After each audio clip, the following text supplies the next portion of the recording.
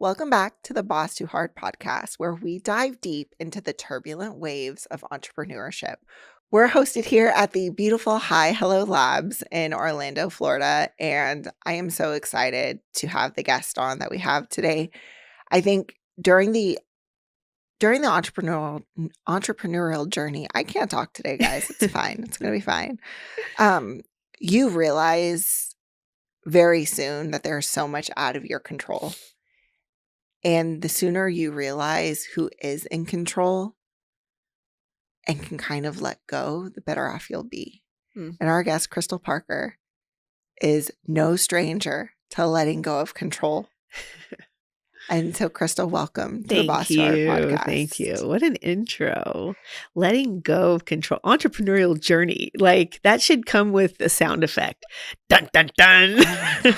Like, I had no idea. Honestly, like, everybody makes it so glamorous. Let's be honest. Oh, come on.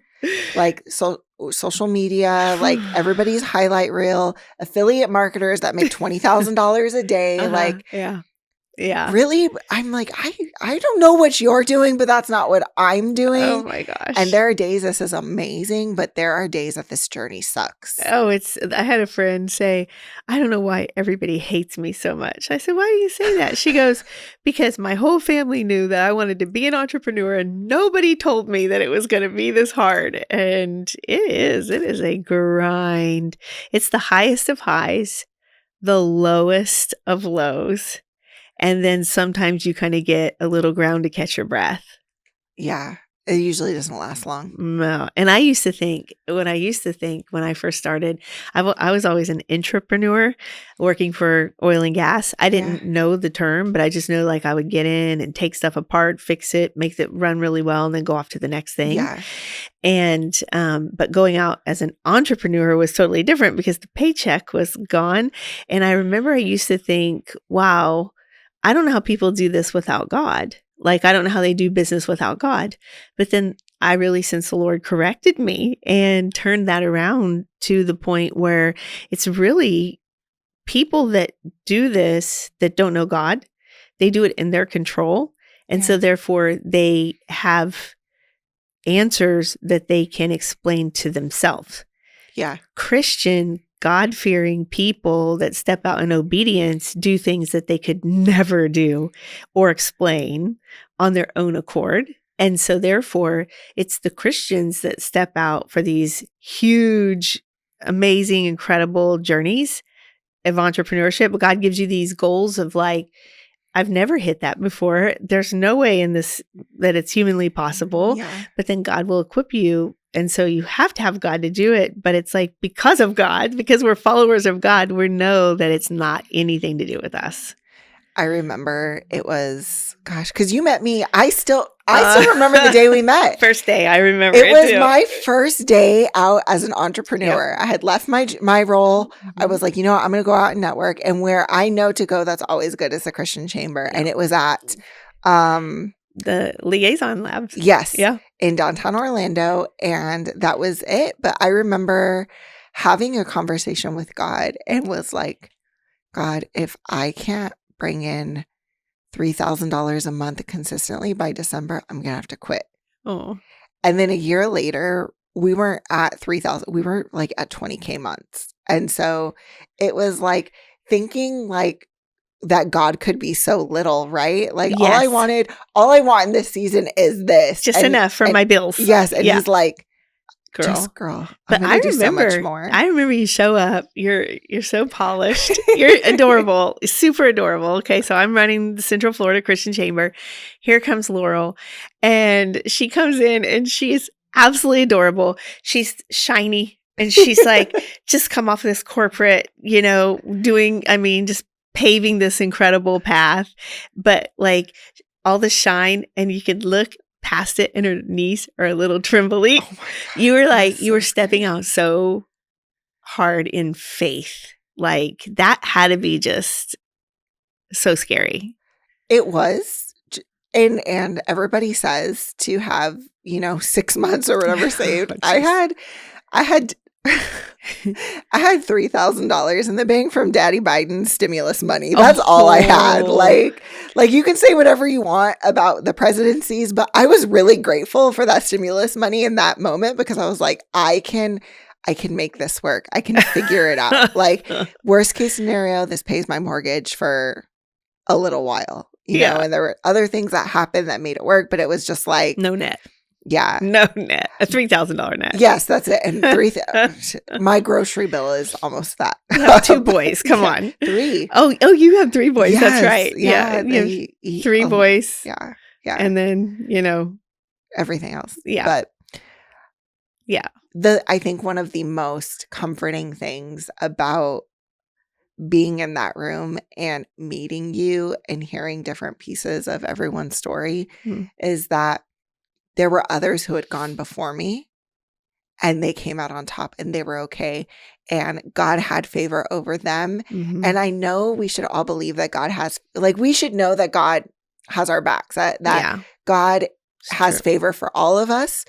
But in my little scared brain of stepping out, I'm like, if he did it for them, he can do it for me. It's fuel. I mean, that testimony, somebody's testimony is literally fuel for somebody's tank.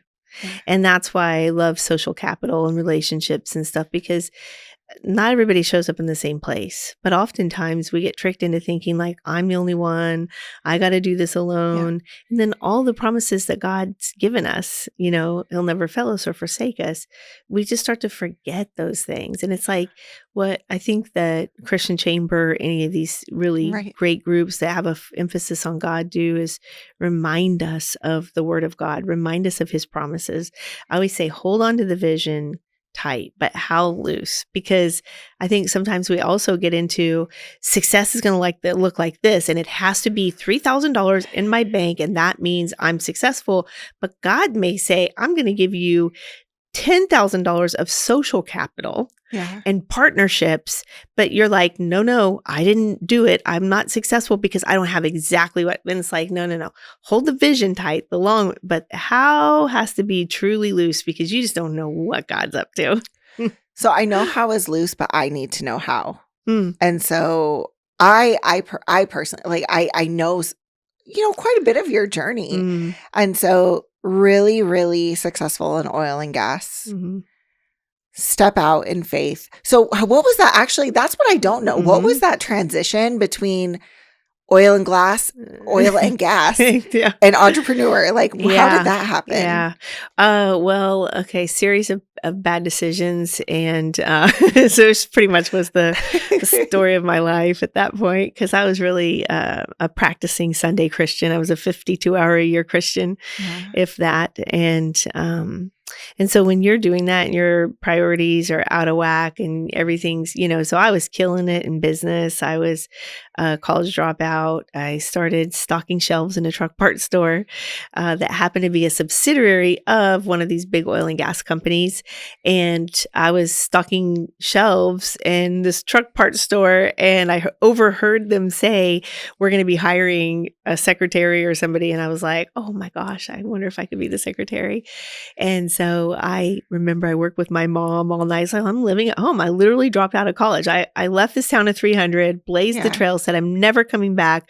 And here I am back. So never say never. Yeah. Here I am back and living with mom and dad. And it was just like the worst of things that you could ever imagine. I mean, just really.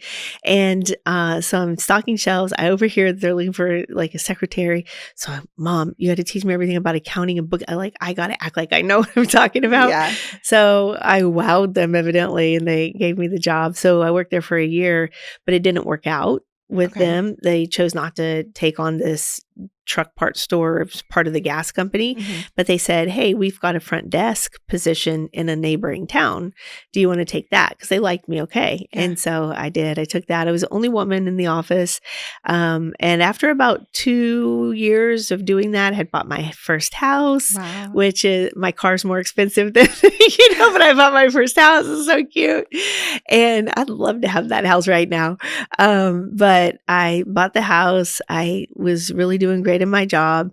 I took over all the bookkeeping, front desk, and I was doing basically 2 jobs. And I remember going to my manager and saying to my manager, I'd love an opportunity to make more money and do more. I was really starting to taste business. At this point, I'm like, I'm getting this. I love business.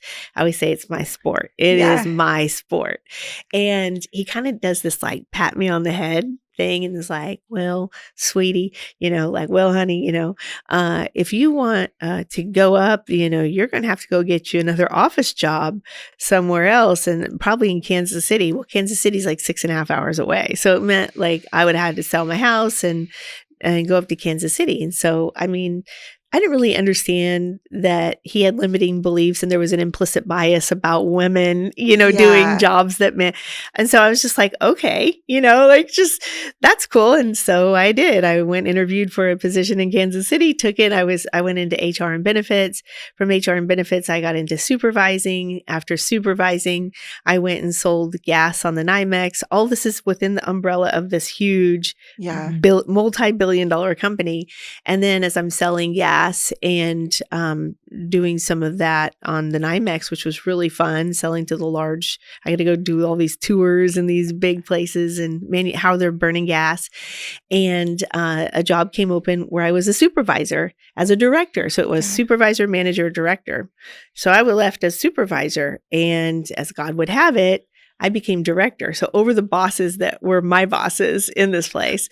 And so a couple of them fled. I don't blame them. I would have too, because I was coming to do some stuff. And so then I went from director, and then they said there was an opening for an executive in Texas. And that's where I became the youngest vice president in this company. I was 34 years old, and I was over all of the gas company in the west side of Texas, in 47 cities. So now this little lady that was supposed to just be in the office was overseeing. I wasn't running. They didn't want me out there on the construction line.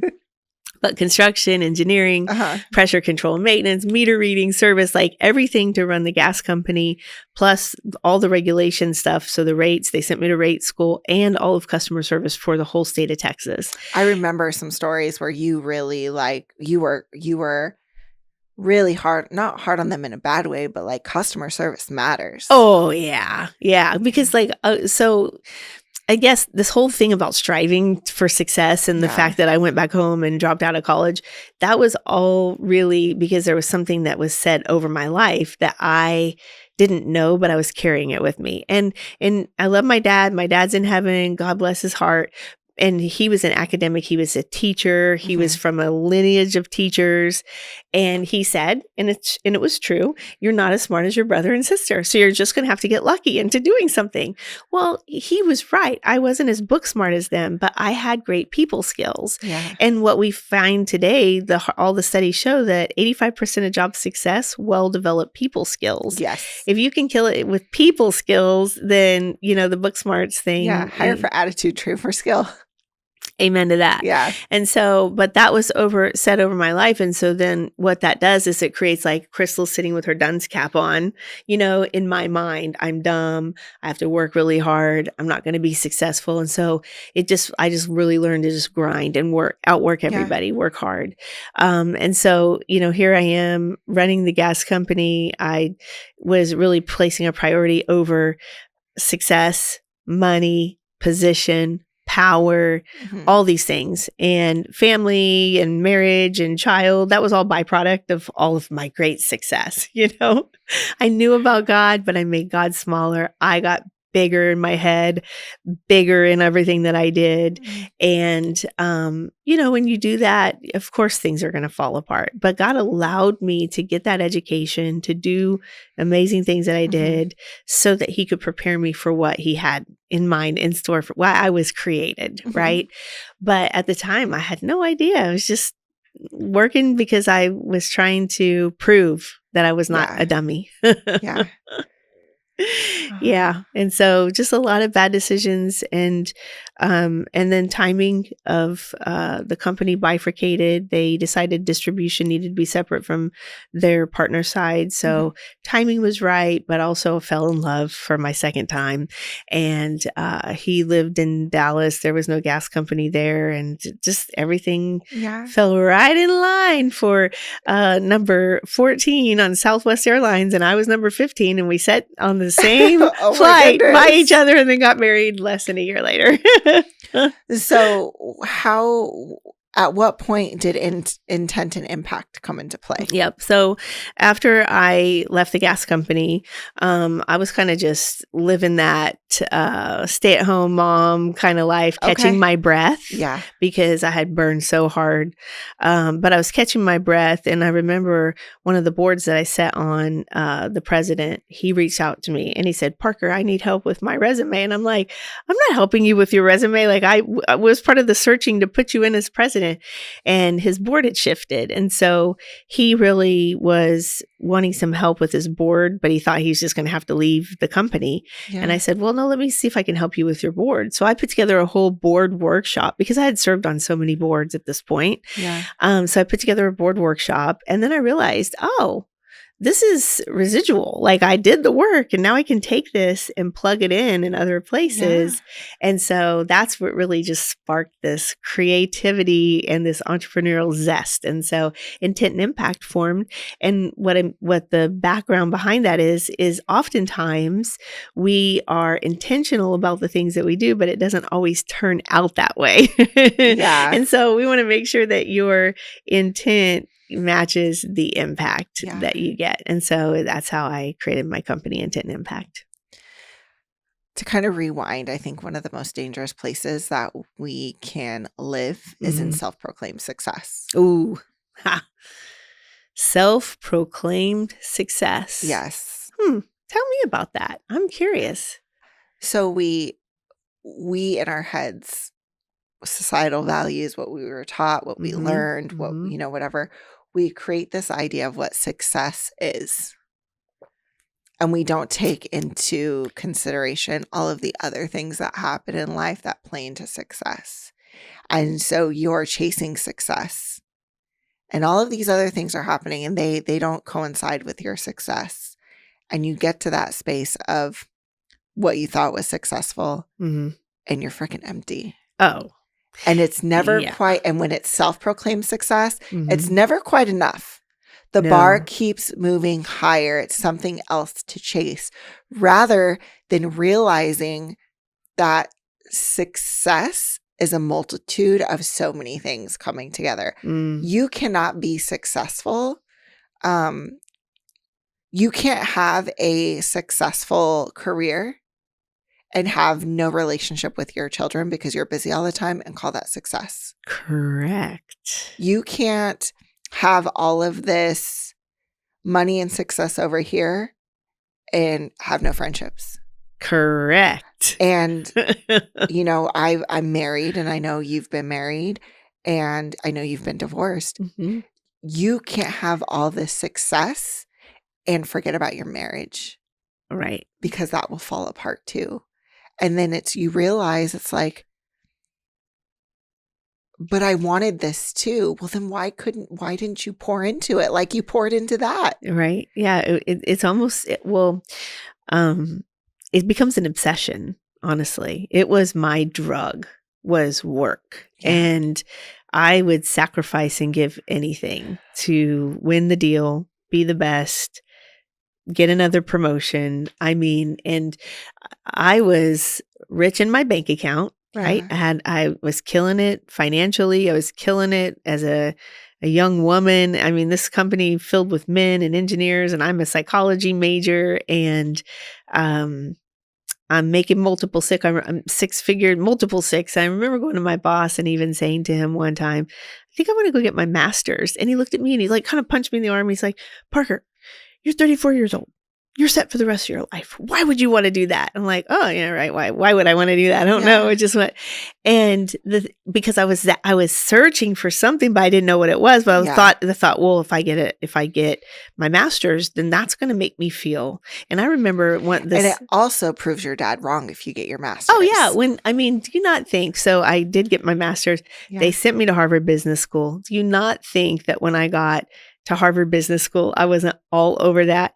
And then I was asked to go back and speak in a panel in Harvard after my dad had died. And I was like, too bad he's not alive to see my success. You know what I mean? Like see that. But it was like, but I kept searching for those things. And I think that's part of it. It's that addiction. It's that drug. And you'll find that it's just empty. It's just empty until I experienced the living water of Jesus Christ that truly filled me so that I could overflow. There was everything the world tells you is a lie. And to your point, you can get the most bank account, the most money, the greatest position. But if your home's a wreck, if your soul's a wreck, if you're physically a wreck, then what's it worth? Consider the cost. I think people don't understand that idols and addictions don't always have to come in illegal, profane forms. Like addiction to success, addiction to work is very real. I've been in a season where, people haven't seen me a lot. Dawn Sipley sees me the most because we share an office. Okay. And if you don't know Dawn, check out, I think it's episode 3 of the Boss Yard podcast. She's amazing. But the other day, and I've been catching myself in this and trying to do better. But my husband wanted to take me to the movies, and I've been begging. I'm like, I need a date, bro. Okay. Like we need to. I really want to go see Venom. Whatever. Okay. And we were supposed to go during the day because it was Veterans Day, and why not? I should have been off. Yeah. And he sent me the movie times. I'm like, okay, 7:30, and he's like, I thought we were going to go during the day. I'm like, no, I have work to do. And so we're getting to the end of the day, and I still have stuff to do. And there was a part of me in me that wanted to cancel that date with my husband 100%. So I could work. 100%. And there have been situations in my life in this journey, and I'm so grateful that I have women like you that I can listen to and that I can watch and I can see. And I've called you a mess a couple times. I want to quit, Krystal. I'm done. But to where it's like, what am I prioritizing? What's important right now? Yeah. Can this wait? Could I tell my client that, hey, I'm going to be a couple days, I'm going to be a week late on this project. It's going to be awesome, but it's going to be a week late. It'll still get up in time. But my family needs me. My husband wants to take me on a date. These are all good things. Oh, it's so hard because I'm like you. I'm with you. I like to clear the deck before I take a breath every night. Yeah. And so learning to actually be kind to myself and to be kind to the people that love me. Yeah. It's harder to do that than it is to grind it out. So that because it's like, okay, once I finish with the work, now I can be present and now I can be whatever. But that's your leftover. And they don't deserve the leftover. No. But I always gave the leftover. Honestly, like whenever I got divorced the first time, he was a stay-at-home dad and I became a solo parent, not single mom, solo parent, gone. And I'm like looking at this little girl who's now 17, and I'm so thankful that this happened. I'm looking at this little girl and I'm going, I don't even know what she eats for breakfast. I don't fix her hair.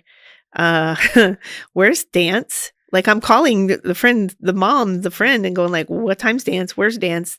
That is like not cool. And it was a big wake up call. And so now where I'm at today, I have it so that my daughter's phone call rings through. Like I have my phone on silence, but like it will sound like a alarm coming down in this room, and I will pick it up in the middle of a meeting. I will say, excuse me, this is my daughter. And she knows. She's not just abusing it, but she's the most important thing to me. My husband is too, and so prioritizing family so that you can be your best Yeah. Yeah, it's hard. It's hard. I always say I used to worship work. Now I use my work as worship. And if I'm using my work as worship to worship God, Yeah. then I have to truly honor what he calls the most important thing, Yeah. relationship with him. And when that's right, all these other things flow out the right way. Well, I see how you support Gia. Like, Mhm. you're at everything. Like, I've even Yeah. run into you. I'm at a business conference Yeah. and you're watching your daughter play volleyball. In a I'm like, oh my hotel. God, I'm so convicted right now. I'm like in a hat, like volleyball mom, you know? Yeah. But it's like those are, when I look at success, I look at self-proclaimed success. I look at Mhm. things that I aspire to be or to be like. And I'm really grateful to be surrounded by these relationships. Like Carter was on the Yeah. podcast and he Awesome. is total champion for his daughter. Yeah, he is. And also a champion for himself, like the way he shows up in the gym, cares about himself, Mhm. encourages others.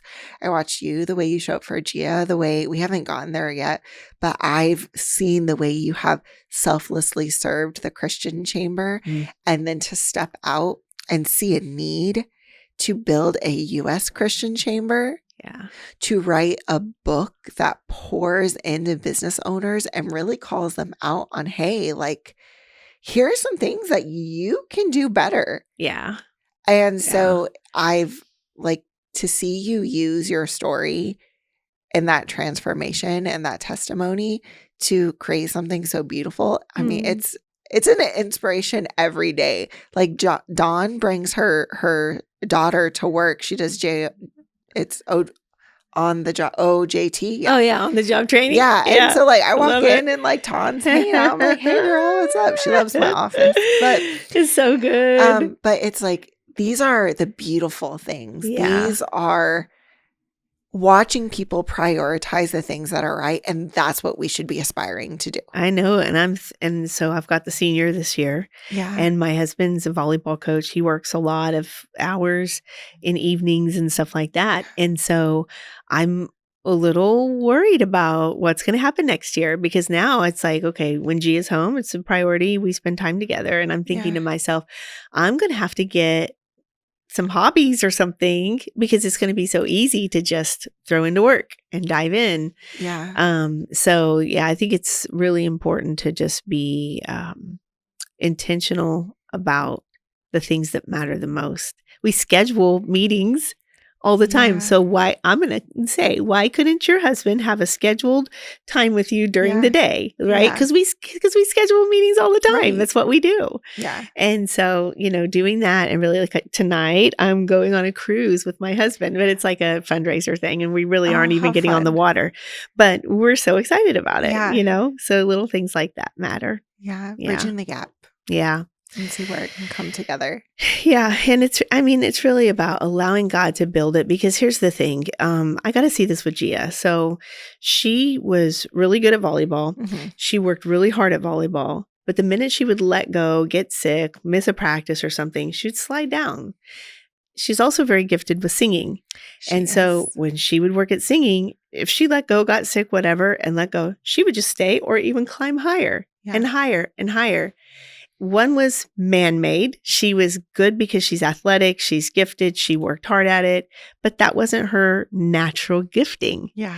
Singing is her natural gifting. And so she doesn't have to strive. She doesn't have to fight. She works hard. She loves it so much. She'll come home singing from something she's been singing at. Yeah. But it is natural to her. Well, that's God-given. And so what we do in our businesses, we think it's all up to us. We think all those projects, all those things, or everything we do, and we're striving, we're fighting, we're clawing, we're scratching. The minute we let go, if it's man-made, you're going to slide down. If it's God-breathed, it's totally different. And so that's where I feel like with the Christian Chambers, it's been an honor to serve there. It's been an honor to launch U.S. Christian Chamber of Commerce. But truly, it is God-breathed. Like it's natural in the sense that God's doing it. I'm working hard. I'm putting a lot of hours in, and I love what I'm doing. Don't get me wrong. Yeah.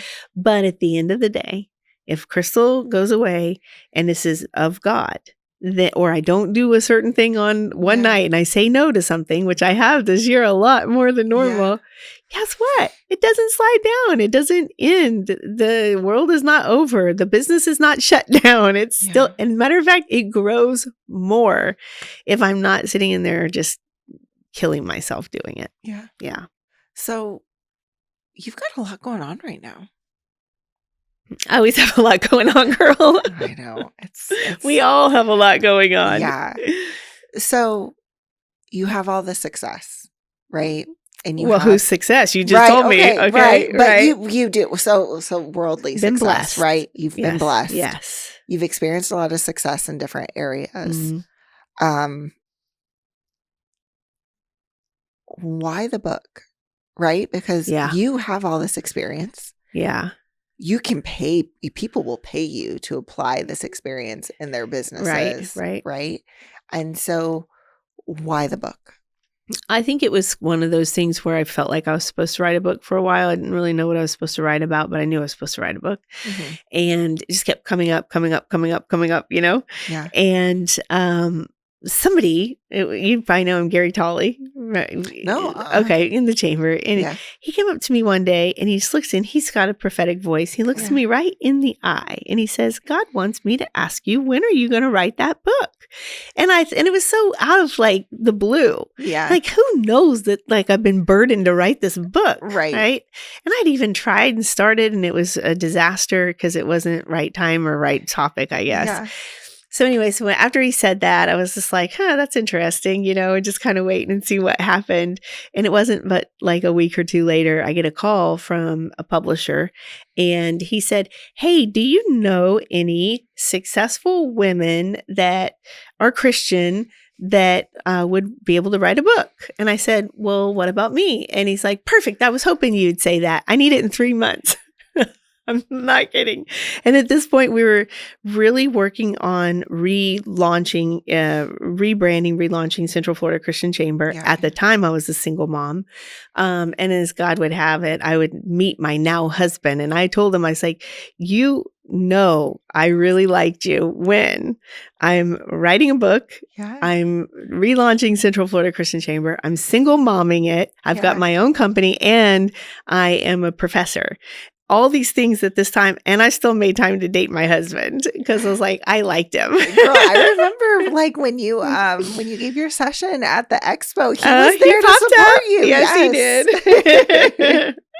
Yeah, so that's why I wrote the book, and it really turned out great. I actually hired Jacqueline Lynn with Create, Teach, and Inspire to come alongside with me and help me project manage this because from no concept to book in 3 months is pretty crazy. And I really needed somebody to kind of walk with me. And she's been editing and working with me for years now. Oh, wow. Yeah. Okay. Yeah. I was at a author's workshop or author's experience with Martijn van Tilburg and Four Rivers. Yeah. So I was at that a couple weeks ago. Okay. And they talked about the process for writing a book. And you don't just willy-nilly, hey, I'm going to write a book today. Right. It doesn't work out that way. All about my life story. No one wants to hear your life story. And that's what I started with. I was like, I'm going to write my life. So this is really important and interesting stuff. And what a crazy life I had. And then that was it. I just sensed it like, who cares about your life? Go do something with your life. And then maybe people might want to know about it, you know? Yeah. I tell people, because we do a lot of copywriting and stuff. And, I love Jesus, but I use colorful language sometimes. And I'm like, no one gives a shit about who you are. No, nobody cares. Just get into it. What do you have to say? Yeah, no. Yeah, no, they really do not care. They don't. I mean, it's important for those people that have written their biography. Like, God bless you and good job for that. And I know God's using that because the right people will pick that up at the right time. Yeah. And, that might be the first start of something later that you'll be able to do with that biography because, everybody's life is really different, touched, anointed, and especially when you see God's hand, just weaving the tapestry beautifully. And so people that have written those biographies, I mean, that's hard. That is hard to get a biography from that to publish. Yeah. And here's the other thing about writing a book, and I can't even imagine doing a biography. You're opening yourself up completely in every page, every word, whether 1 million people read it or 10 people, it's very exposed. So Yeah. the courage to do that, like mine, I shelved it because it was like, nobody cares. But maybe that was my defense mechanism of saying like, Yeah. how do we actually, because even with my book, I was like, it was cool writing it. It was like, oh, okay, I'm writing the book. But when it came time to publish was when I got that imposter syndrome, the fear, like, oh, it was all good until I thought about people actually reading it. And then I'm like, no, they're going to judge me. They're going to pick it apart. It's going to be so I can only imagine there's a lot of personal stories in my book Right. to teach, but to actually do a full-on biography, oh my gosh, it'd be terrifying. Yeah. Yeah. I feel that. I feel that a lot. Yeah. Yeah. So you're doing a lot. Your biggest project right now that's in the forefront, though, is the U.S. Christian Chamber. Yeah. So what's going on with that? Well, we're about 16 months old.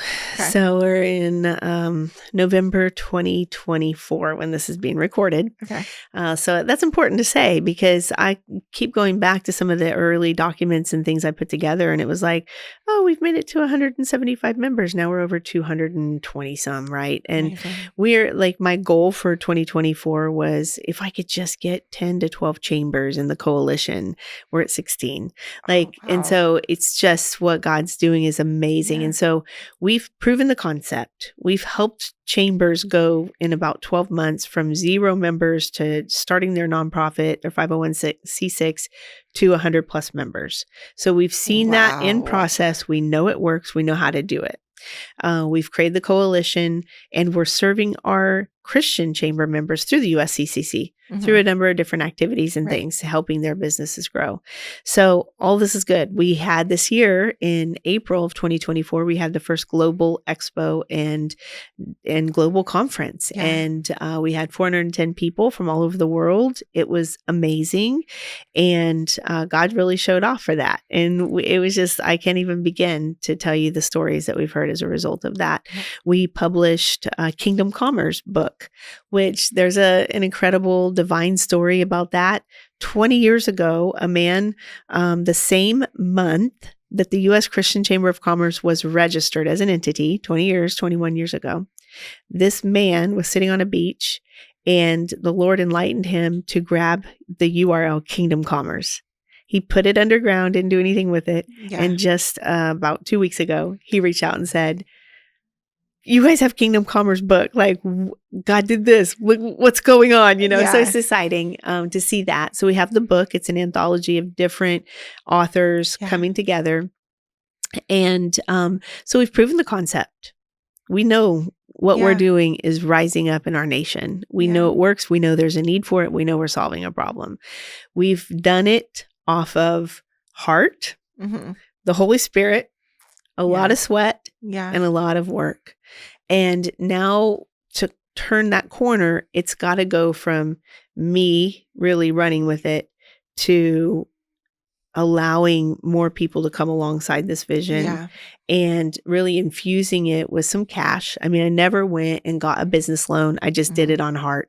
Yeah. And now we're at the point, and we're not going to look for a business loan, but we are looking for people to come in and want to sow seed into this Yeah. so that we can grow the staff. We've got the foundation. That was a new company, a new entity. So we have 2 entities we're running within the U.S. Christian Chamber.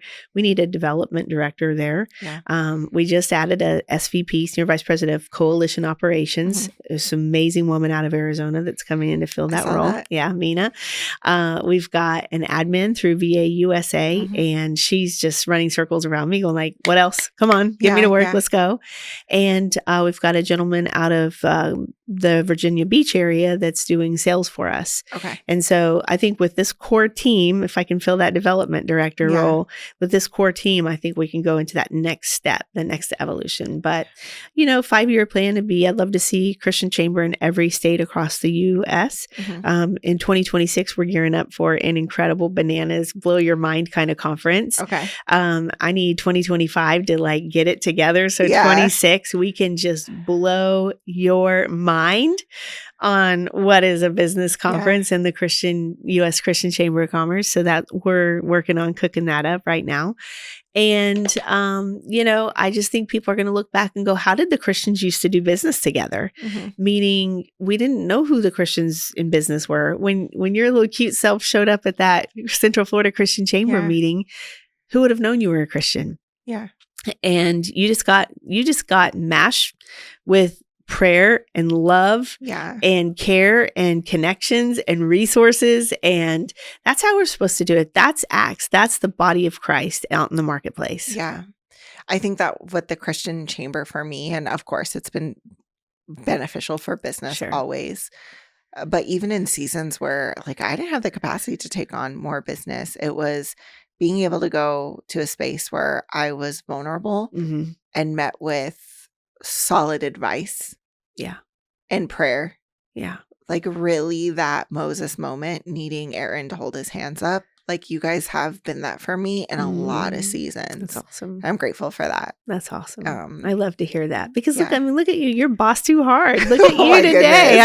goodness, I mean, and but that's what I love about our culture of the Christian Chamber is a lot of these business networking organizations like flashy, like I'm going to get out my black card and I'm going to flash out my Rolly and I'm going to do my Louboutins and, yeah. I'm going to put it out there because that's success. Yeah. And everybody's going to want to do business with me because I'm amazing. And at the Christian Chamber, it's really about serving, not selling. It's about authenticity. It's about being real. It's about dropping down that mask so that we can truly be a community to help each other. Every joint supplies. We're all supposed to come together. Yeah. And we can't do that if everybody's posing or trying to be somebody that they're really not made to be. It's that idea, that relationship. And you say this, and I've stolen it a few times. But relationships are the currency of business, and it's relationship, not right. Yeah. And there's nothing wrong with having the Louboutins. Like, girl, I mean, you should see my sparkly shoes today. you gotta have people when business is hard. Yeah. When your day is hard, mm-hmm. when you've made a bunch of the wrong choices and your personal life is a mess. Mm-hmm. Like they're only if you've never been in the space of having something that you've worked really hard and you've put blood, sweat, and tears into it.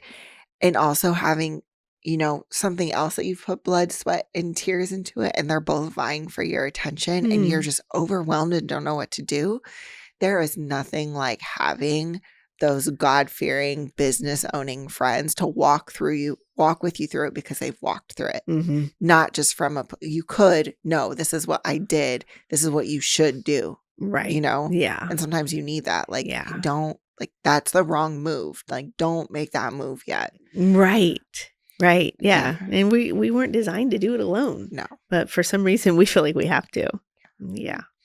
So I think this is a perfect moment.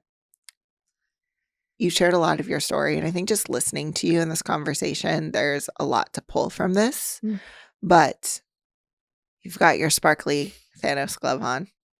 My what? Your sparkly Thanos glove. Okay, all right. Have you seen Avengers Endgame? Well, I probably fell asleep. Okay. Thanos, big scary villain, has a glove. Mm-hmm. He snaps his fingers, and when he snaps his fingers, half the population disappears. Okay. So wow, this is so fun. But we're not killing half the population. I didn't kill him. We're just let's you send just him make off him to heaven. So you're gonna snap your fingers, and everybody has to stop. Okay. They have to listen. Okay. Well, they have to hear you, right? Okay. They have to listen, and they have to understand. What do you want them to know? I've got the power. Basically. All right. So let's have this moment. Everybody stopped. I would say, and I can just say whatever I want to say. I'm just speaking to the world right now. Yes. Okay. This is so fun. All right. I would say, breathe. Exhale. And breathe. And exhale. And one more time. Breathe. And exhale. Now, as you're listening to my voice, look inward and ask, what is God saying to me in this moment? And then go do it. That's it. I love it. Go do it. It's just that simple. Krystal, it's been so amazing. I can't wait to catch up with you. I know. Not off the mic. yeah, definitely off the mic. We got tons to talk about. Life is lifing. But thank you for being here with us today. Thank you for having me on Boss Too Hard. Oh, wait. If somebody wants to connect with you, how do they connect with you? Okay. Well, you can pretty much find me wherever you can spell. I love it. Easily Googled. Connect with me on LinkedIn. It's Krystal with a K, Parker, MBA, or uschristianchamber.com, or intentandImpact.com, or thebestrobotwins.com, or just wherever you can find me. All the things. Google her. She's amazing. Thank you so much for tuning in to this week's episode of Boss Too Hard. If anything, I want you to take away from this message that balance is key. Yeah. And balance looks different in every season, but success is so much more than your business. We'll see you next week.